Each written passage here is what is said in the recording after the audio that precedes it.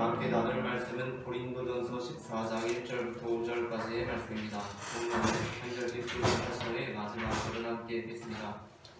사랑을 추구하며 신령한 것들을 사모하되 특별히 예언을 하려고 하라. 방언을 말하는 자는 사람에게 하지 아니하고 하나님께 하나니 믿는 다른 자가 없고 영으로 진리를 말하느니라. 그러나 예언하는 자는 사람에게 말하여 덕을 세우며 권면하며 위로하는 것이요. 방언을 말하는 자는 자기의 덕을 세우고 예언하는 자는 교회의 덕을 세우나니. 읽겠습니다. 나는 너희가 다 방언 말하기를 원하나 특별히 예언하기를 원하노라. 만일 방언을 말하는 자가 공격하여 교회의 덕을 세우지 아니하면 예언하는 자만 못하리라. 아멘. 성경에는 두 가지 종류의 방언 은사가 나옵니다. 그중 하나는 외국어 방언입니다. 외국어 방언은 성령의 은사를 받아 말하는 사람이 한 번도 배운 적이 없는 외국어로 말하게 되는 것이고, 또 단순히 외국어로 말하는 것을 넘어서 듣는 청자들이 그 한 사람이 하는 말을 각각 동시에 자신들의 모국어로 알아들을 수 있는 방언입니다. 물론 어떤 이들은 이러한 은사를 터무니없다고 여길지도 모르겠습니다. 그러나 우리가 하나님을 믿게 될 때 우리의 상상을 초월하는 일들이 일어납니다. 이러한 일들은, 이러한 외국어 방언은 사도행전 2장에 기록되어 있습니다. 그리고 또 다른 방언의 종류는 우리가 알 수 없는 소리로 기도하거나 말을 하게 되는 방언입니다. 고린도전서 14장에서 바울이 말씀하는 방언은 외국어 방언이 아니라 알 수 없는 소리로 기도하거나 말을 하는 방언입니다. 그런데 바울은 이러한 알 수 없는 소리로 기도하거나 말을 하는 방언보다 예언의 은사를 더 사모하라고 합니다. 성경에는 예언의 은사도 두 가지 종류로 나옵니다. 그중 하나는 장래의 일을 전하게 되는 예언입니다. 이때 예언의 예자는 한자로 미리 예자로 쓰입니다. 하지만 성경에는 장래의 일을 전하게 되는 예언 말고 또 다른 종류의 예언도 있습니다. 그것은 맡겨진 말씀을 전하는 예언입니다. 이때 예언의 예자는 한자로 맡길 예자를 씁니다. 사무엘하 24장에서 선지자 닷은 하나님의 영광이 아니라 자신의 공적을 나타내기 위해 인구조사를 한 다윗에게 이렇게 예언합니다. 11절부터 13절 말씀을 한 절씩 교독하시고 마지막 절 같이 읽겠습니다. 다윗이 아침에 일어날 때에 여호와의 말씀이 다윗의 선견자된 선지자 갓에게 임하여 이르시되, 가서 다윗에게 말하기를 여호와께서 이와 같이 말씀하시기를 내가 너희에게 세 가지를 보이노니 너희가 너희 중에서 하나를 택하라. 내가 그것을 네게 하라 하셨다 하시니. 다시 다윗에게 이르러 아뢰어 이르되, 왕의 땅에 7년 기근이 있을 것이니까, 혹은 왕이 원수에게 쫓겨 석 달 동안 그들 앞에서 도망하실 것이니까, 혹은 왕의 땅에 사흘 동안 전염병이 있을 것이니까, 왕은 생각하여 보고 나를 보내신 이에게 무엇을 대답하게 하소서 하는지라. 아멘. 선지자 갓은 하나님으로부터 맡은 말씀을 전하지만 그것은 단순히 맡겨진 말씀이 아니라 장래의 일과 관련되어 있습니다. 즉 갓은 장래일에 관하여 예언하고 있는 것입니다. 반면 선지자 나단은 밧세바를 범한 다윗을 찾아와 이렇게 예언합니다. 사무엘하 12장 1절부터 7절 말씀도 한 절씩 읽고 마지막 절 같이 읽습니다.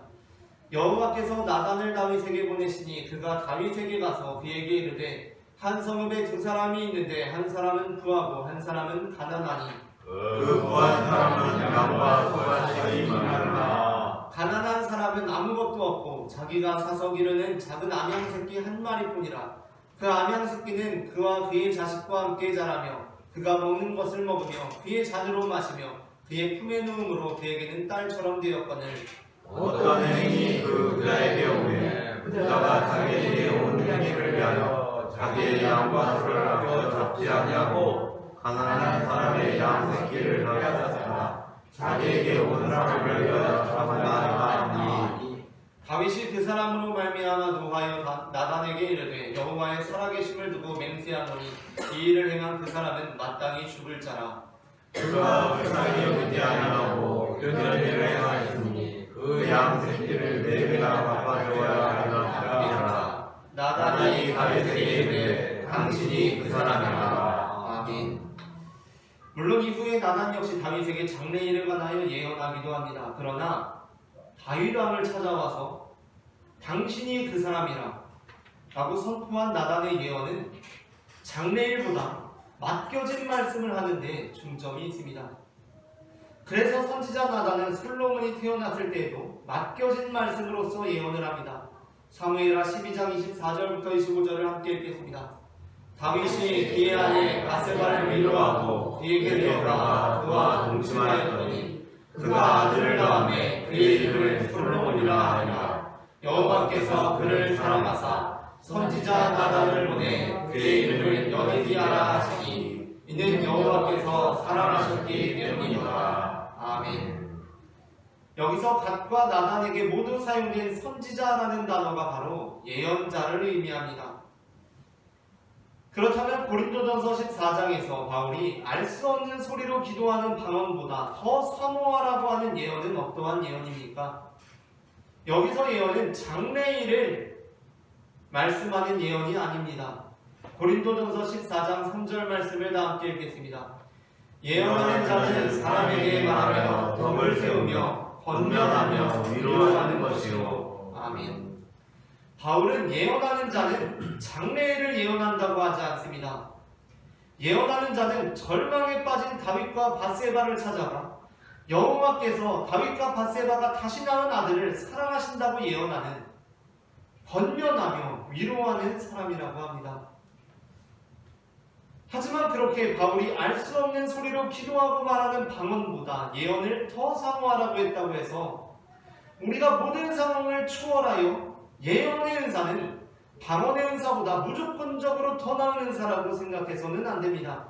그 이유는 바울이 방언의 은사보다 예언의 은사를 더 사모하라고 한 것은 고린도 교회라는 특수한 상황에 대한 처방이기 때문입니다. 그러므로 우리는 고린도전서 14장을 통해 어떤 은사가 우월하고 어떤 은사가 열등한지가 아니라 교회 안에서 성령의 은사는 어떠한 기준에 의거하여 장려되어야 하는지를 생각해 보아야 합니다.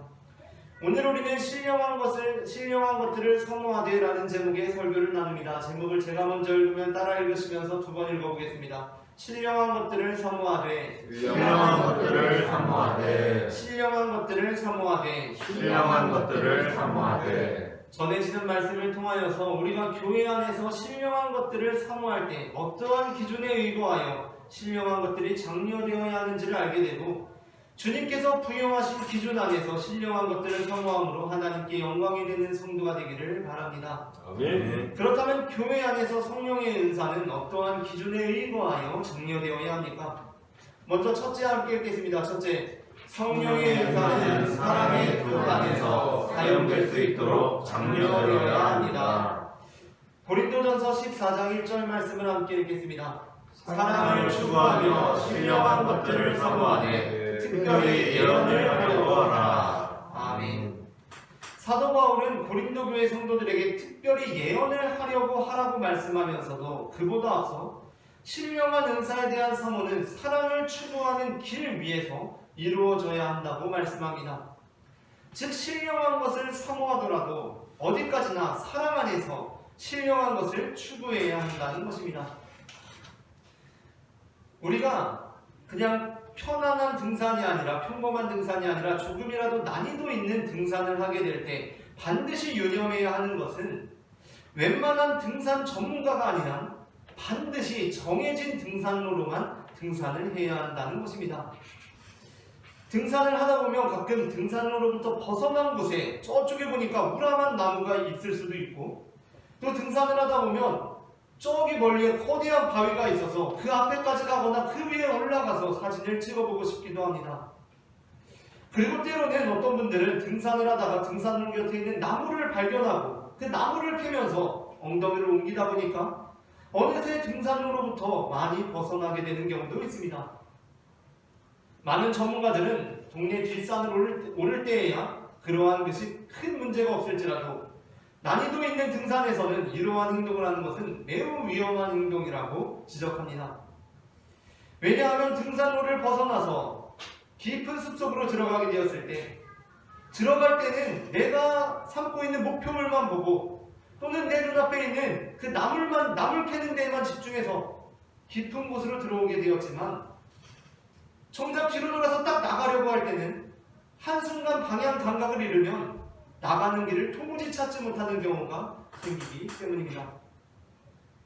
그러므로 등산로를 걸어가다가 저쪽에 엄청난 나무가 있고 저쪽에 엄청난 바위가 있고 아무리 좋은 나물이 있다고 하더라도 등산로를 벗어나는 것은 엄청난 나무에 이르는 것이 아니라 엄청난 바위에 이르는 길이 아니라 맛 좋은 나무를 얻게 되는 길이 아니라 스스로를 파멸로 몰아넣는 길이 되는 것입니다.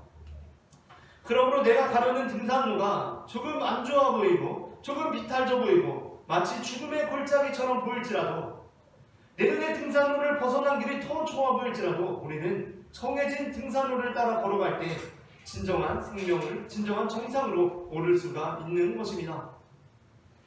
사랑의 길을 벗어나 성령의 은사를 사모하는 것 역시 마찬가지입니다. 농사를 지을 때 물보다 더 귀한 것은 없습니다. 그래서 예로부터 농부들은 강이나 개천에 물이 넉넉히 흘러가는 모습을 보며 참으로 든든한 마음을 가졌습니다. 하지만 그러한 든든함이 일순간 불안함과 공포로 뒤바뀌게 되는 순간이 있습니다. 그것은 물이 불어나서 강둑에 넘실거리고 있을 때입니다. 그것을 바라보고 있는 농부들은 노심초사합니다. 왜냐하면 그 물이 강둑을 넘쳐 흐르게 되면 그 물은 모든 삶을 숨도리째 망가뜨려버리기 때문입니다. 성령의 은사 역시 마찬가지입니다. 성령의 은사는 인간과 인류에게 반드시 필요한 물처럼 그 자체로 너무나 좋은 것입니다. 하지만 믿음의 사람들은 그러한 좋은 성령의 은사라고 할지라도 그 성령의 은사가 사랑이라는 강둑을 넘칠 듯 말 듯 아슬아슬하게 찰랑거리는 모습을 보게 되면 매우 불안해합니다. 왜냐하면 그 아무리 좋은 성령의 은사라고 할지라도 사랑의 둑을 넘쳐 흐르게 되면 모든 것을 망가뜨려버리기 때문입니다. 그러므로 그리스도인들을 향한 마귀의 공격은 한편으로는 성령의 은사를 소멸시키는 방식으로 이루어지기도 하지만 또 다른 한편으로는 성령의 은사가 사랑의 둑을 넘쳐 흐르도록 충동질을 하는 것입니다. 예수님을 향한 마귀의 유혹이 바로 그것이었습니다. 암시적이긴 하지만 마가복음 6장에서 마귀는 이 땅에 오신 예수님께서 능력을 행하시지 못하시도록 해서 예수님을 무너뜨리려 하기도 합니다. 마가복음 6장 4절부터 6절까지의 말씀을 한 절씩 교독하시고 마지막 절 함께 읽겠습니다. 예수께서 그들에게 이르시되 선지자가 자기 고향과 자기 친척과 자기 집 외에서는 존경을 받지 못함이 없느니라 하시며 거기서는 맘먹은 것을 할 수 없어 다만 소수의 병자에게 안수하여 고치실 뿐이었고 함께 읽습니다. 그들이 믿지 않음을 이상히 여기셨더라. 아멘. 예수님께서는 마귀의 해방으로 그 능력이 나타나지 않는 성령의 은사가 나타나지 않는 어려움을 겪으셨습니다. 그러나 이보다도 예수님을 향한 마귀의 더 대표적인 공격은 예수님께서 지니고 계신 성령의 은사로 하여금 사랑의 둑을 넘쳐 흐르게 하려는 것이었습니다. 마태복음 4장 1절부터 3절까지의 말씀을 한 절씩 읽고 마지막 절 같이 읽겠습니다. 그때 예수께서 성령에게 이끌리어 마귀에게 시험을 받으러 광야로 가사 40일을 밤낮으로 묵시하시되 줄이신지라. 함께 읽습니다. 시험하는 자가 예수께 나와서 이르되 내가 만일 하나님의 아들이거든 명하여 이 돌들로 떡거리가 되게 하라. 아멘. 논이나 밭이 쩍쩍 갈라지는 가뭄도 무섭지만 이 장마철에 어제그제처럼 강둑을 흘러넘쳐 쏟아지는 홍수, 그 강둑이 막 쏟아져 내릴 것처럼 강물이 찰랑찰랑거리는 것, 그것만큼 압도적인 두려움도 없습니다.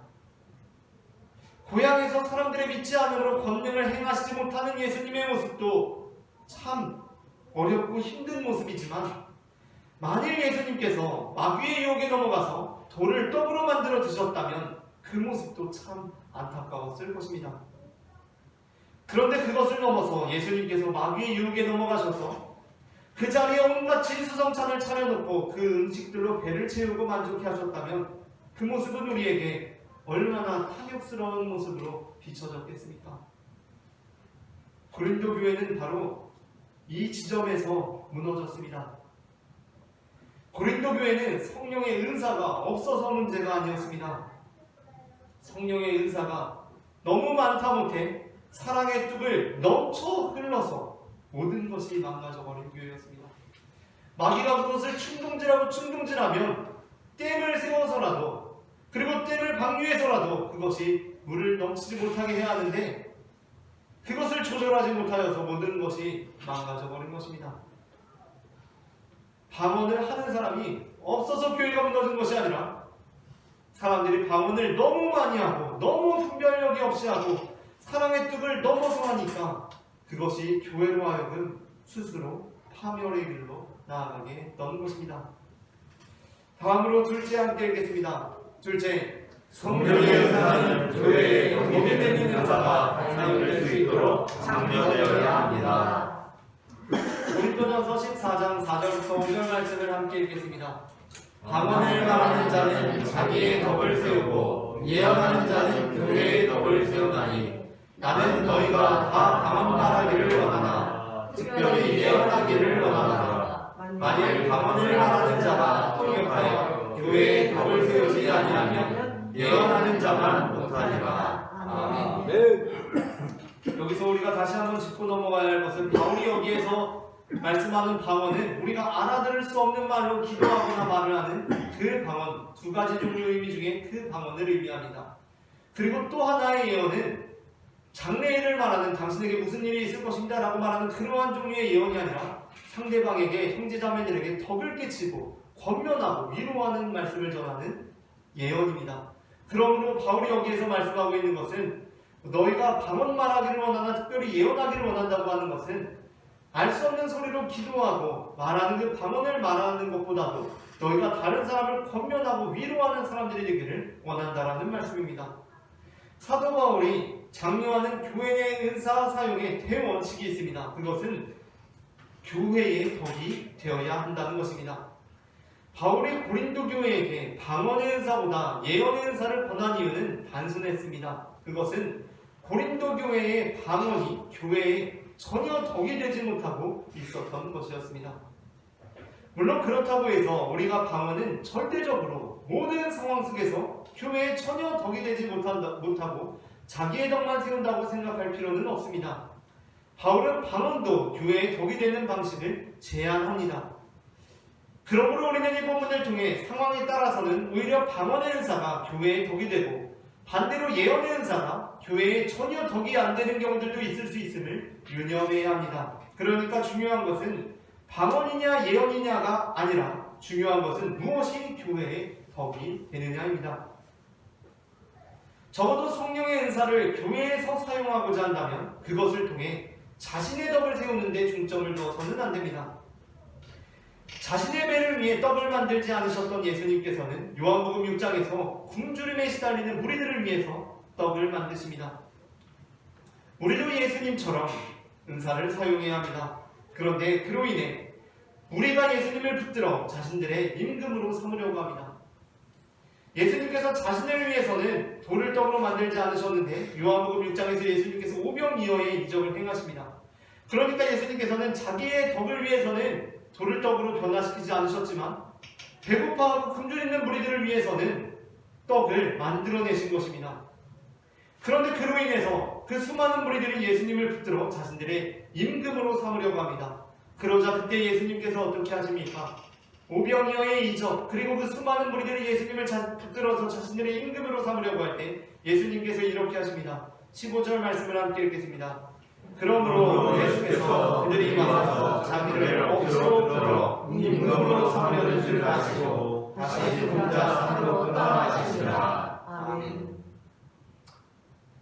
스마트폰 중독에 대한 경각심을 깨우는 공익 광고를 본 적이 있습니다. 이렇게 포스터가 그려져 있었는데 그 포스터에 이렇게 문구가 적혀 있었습니다. 잡고 있으니까 잡혀 있으니까 라고 기록되어 있습니다. 그 문구지로는 어떤 한 사람이 스마트폰을 이렇게 두 손으로 잡고 보고 있습니다. 그런데 그 스마트폰으로부터 희미하게 손이 나와서 이렇게 다시 저를 잡고 있는 그림이 그려져 있었습니다. 그러니까 많은 사람들이 스마트폰을 내가 잡고 있다고 생각하지만 스마트폰에 보이지 않는 손에 붙들려서 오히려 잡혀서 살아간다는 것입니다. 우리가 성령의 은사를 교회의 덕을 위해 사용할 때 우리는 성령 안에서 자유로운 존재가 됩니다. 그러나 우리가 성령의 은사를 내 손에 움켜쥐고 나를 위해 사용하려고 할 때 우리는 성령의 종이 되는 것이 아니라 욕망의 노예가 됩니다. 예수님을 찾아온 그 무리들은 예수님을 따르는 제자가 되려고 하지 않았습니다. 만일 그랬다면 예수님께서는 그들의 선생이 되어주셨을 것입니다. 그것이 아니라 그들은 예수님을 찾아온 이들은 예수님을 붙들어서 임금으로 삼으려고 했습니다. 이것은 우리가 예수님의 백성으로서 예수님을 우리의 왕으로 삼는 고백이 아닙니다. 이들은 예수님을 붙들어서 자신의 임금으로 삼으려고 했습니다. 여기서 예수님을 붙들어 임금으로 삼으려고 했다는 것은 예수님의 백성이 되겠다는 긍정적인 의미가 아닙니다. 그렇게 예수님을 자신들의 자판기로 붙들어두려고 했다는 것입니다. 예수님께서는 그들의 임금이 되는 것이 사실상 욕망의 노예가 되는 것임을 아셨습니다. 그래서 예수님께서는 그들로부터 떠나십니다. 사도행전 8장에 등장하는 마술사 시몬은 오로지 자신의 유익을 위해 성령의 은사를 구했습니다. 18절부터 23절 말씀을 한 절씩 교독하시겠습니다. 시몬이 사도들의 안수로 성령 받는 것을 보고 돈을 들여 이르되 이 돈을 내게 넣어 뭐든지 내가 안수하는 사람은 성령을 받게 하여 주소서. 베드로가 이르되 네가 하나님의 선물을 돈 주고 살 줄로 생각하였으니 내 은과 함께 내가 망할지어다. 하나님 앞에서 내 마음이 가려지다니 이 외에는 내가 관계도 없고 물게 될 것도 없느니라. 함께 있습니다. 내가 보니 너는 안 보게 하였다며 우리의 매임과 되었다. 아멘. 자신의 유익에만 매이게 되면 공동체의 유익이 아닌 자신의 유익에만 몰두하여 공동체를 무너뜨리고 결국 자기 자신도 무너지게 되는 것입니다. 마지막으로 셋째 함께 읽겠습니다. 셋째, 성령의 은사는 복음 전파의 등이 되는 은사가 사용될 수 있도록 강력해야 합니다. 고린도전서 14장 22절부터 25절 말씀을 한 절씩 교독하시겠습니다. 그러므로 방언은 믿는 자들을 위하지 아니하고 믿지 않는 자들을 위하는 표적이나 예언은 믿지 아니하는 자들을 위하지 않고 믿는 자들을 위함이니라. 그러므로 온 교회가 함께 모여 다 방언으로 말하면 알지 못하는 자들이나 믿지 아니하는 자들이 들어와서 너희를 미쳤다 하지 아니하겠느냐. 그러나 다 예언을 하면 믿지 아니하는 자들이나 알지 못하는 자들이 들어와서 모든 사람에게 책망을 들으며 모든 사람에게 판단을 받고 그 마음에 숨은 이들이 드러나게 되므로 엎드려 하나님께 경배하며 하나님이 참으로 너희 가운데 계신다 선포하리라. 아멘. 세상 사람들이 교회를 보면서 미쳤다라고 하는 것은 우리에게 큰 문제가 되지는 않습니다. 왜냐하면 우리는 어떠한 면에서 미친 사람들이기 때문입니다. 사도 바울 역시 총독 베스더로부터 네가 미쳤도다 라는 말을 듣기도 했습니다. 사도행전 26장 24절 말씀을 함께 읽습니다. 바울이 이같이 경영함에 베스더가 크게 소리내어 이르되 바울아 너가 미쳤도다. 내 많은 하나님이 너를 미치게 한다. 아멘. 우리는 미쳤다는 말을 들을 수도 있습니다. 하지만 우리가 어떻게 미쳐있느냐가 중요합니다. 바울은 적어도 우리가 세상 가운데 나가서 방언을 말함으로 미쳤다는 소리는 듣지 않아야 한다 라고 말씀합니다. 오히려 그보다 우리가 예언함으로 믿지 아니하는 자들로부터 하여금 하나님을 경배하게 되며 하나님이 참으로 너희 가운데 계시다는 고백이 터져나오게 해야 한다는 것입니다. 사도행전 2장에서 예수님의 제자들은 방언으로 기도함으로 세상 사람들로부터 세술에 취하였다라는 조롱을 받았습니다. 그러나 베드로가 열한 사도와 함께 서서 소리를 높여 방언함으로 그 말을 받은 사람들이 세례를 받으며 복음을 받아들이게 됩니다. 사도행전 2장 38절부터 41절 말씀을 한 절씩 교독하겠습니다. 베드로가 이르되 너희가 회개하여 각각 예수 그리스도의 이름으로 세례를 받고 죄사함을 받으라. 그리하면 성령의 선물을 받으리니 이 약속은 너희와 너희 자녀와 모든 먼데 사람 곧 주 우리 하나님이 얼마든지 부르시는 자들에게 부탁하라고. 또한 여러 말로 확증하며 권하여 이르되 너희가 이 패역한 세대에서 구원을 받으라 하니 이 말을 하는 사람들은 세례를 받으되 이날에 너희 주가 상속하도록 하라. 아멘. 세술에 취한 베드로의 설교는 각 지방에서 온 사람들이 모두 각각의 모국어로 알아듣는 놀라운 외국어 방언 설교였습니다. 그러다 그 방언 설교를 통하여 수많은 사람들이 회개하고 주님께 돌아오므로 그것은 놀라운 예언의 설교가 되었습니다. 하나님께서는 방언파와 예언파가 서로 나뉘어 싸우라고 방언도 주시고 예언도 주신 것이 아닙니다. 하나님께서는 우리에게 복음을 전파하라고 방언도 주시고 예언도 주셨습니다. 우리가 성령의 은사들을 우열로 갈라 싸우는 것이 아니라 각각의 능력을 인정하고 상호 보완하고 협력하는 공동체가 되기를 소망합니다. 말씀을 마칩니다. 교회 안에서 성령의 은사는 사랑의 뜻 안에서 사용될 수 있도록 장려되어야 하고 교회에 덕이 되는 은사가 사용될 수 있도록 장려되어야 하며 복음 전파에 득이 되는 은사가 사용될 수 있도록 장려되어야 합니다. 우리 모두가 성령의 은사를 주님의 뜻에 합당하게 사용하고 세상 사람들로 하여금 주님께 돌아오게 하고 주님께 경배하게 하고 너희가 믿는 그 하나님이 정말로 계시구나 라고 고백할 수 있게 하는 성도가 되기를 소망합니다.